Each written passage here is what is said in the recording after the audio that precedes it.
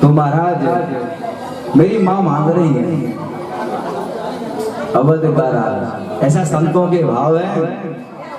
और जो ही महाराज माँ ने प्रभु को देखकर गौरी जी के मंदिर में आई और पूजन करी और कहती है जो देवी जो मेरे मन में रचा ये सांवला, और पूजन करते ही करते महाराज उनके मन में एक भाव उत्पन्न कि नारद जी ने कहा था कि संध्या वेला में गौरी पूजन के समय तुम्हें कुछ संकेत मिले तो मान लेना कि वो ही श्री रघुनाथ जी है और उन्हीं से तुम्हारा विवाह निश्चित है।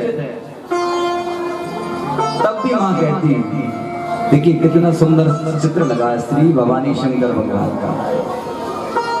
उमा गौरा से कहती है देवी आप मेरे अनुकूल हैं, हे गणेश जी की मैया, हे कैलाशपति की पत्नी, मामांग में रहने वाली श्री माँ गौरी, आप मेरे मन के भाव को पूर्ण करें।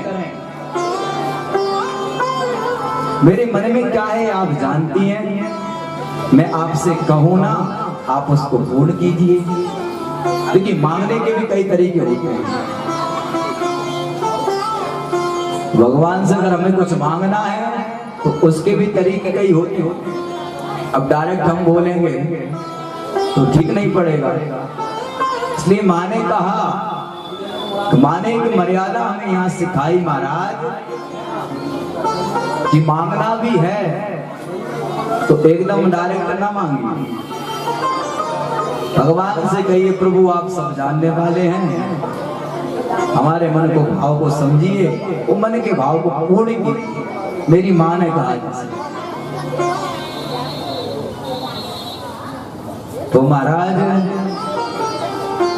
इतना ही सुनते, जो माता जी ने माला बनाई थी वो माला खिसक गई, और जो ही माला खिसकी तो माता के गले में आत्मा धारण हो, क्योंकि माता उसी समय प्रणाम कर अपने मन के भाव को बोल रही थी। और जो माला खिसकी ऐसा संत लोग बताते हैं कि वो माला श्री जानकी जी के गले में धारण है। और जो माला आई, देखिए जीवन में हम भगवान का ठाकुर जी की सेवा करते हैं, और जो पुष्प उन्हें चढ़ाया वो पुष्प चढ़ाकर खूब आरती करी, नैवेद्य भोग लगाया, और हाथ जोड़कर जब हम क्षमा याचना करते हैं, और कभी कभी देखा है कि वो कार्य हो ना हो वो भगवान को पुष्प अर्पण किया वो एकदम झटक कर हमारे हाथ में आ जाता है महाराज, तो मानिए कार्य सिद्ध है, इसमें बिल्कुल भी संदेह नहीं है। अब देर भली लग जाए लेकिन कार्य सिद्ध।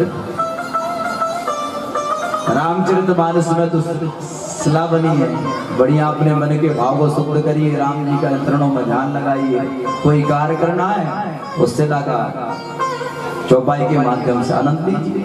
हमारे ग्रंथों में क्या नहीं है, आज विज्ञान आज रचना कर रहा है, और महाराज संत ऋषियों ने पहले ही सब रचना कर दिया।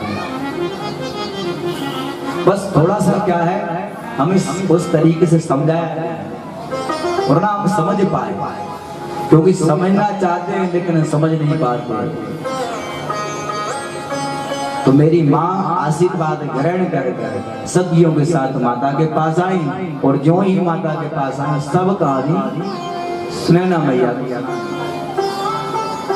और जो ही इधर मेरे रघुनाथ जी पुष्प दल लेकर गुरु जी के चरणों में पहुंचे, प्रणाम किए, और पूजन के निमित्त जो पुष्प दल लाए थे वह गुरु जी को दिए, और सब बताया कि महाराज की लाडली श्री जानकी जी आई थी।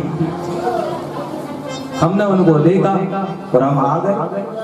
तो भगवान जान का विश्वामित्र जी कहते हैं सुफल मनोरथ होई तुम्हारे, सुफल मनोरथ होई तुम्हारे, राम लगन सुनी भये सुखारे, राम लगन सुनी भये सुखारे। महाराज जो ही सुना तो विश्वामित्र जी ने आशीर्वाद दिया।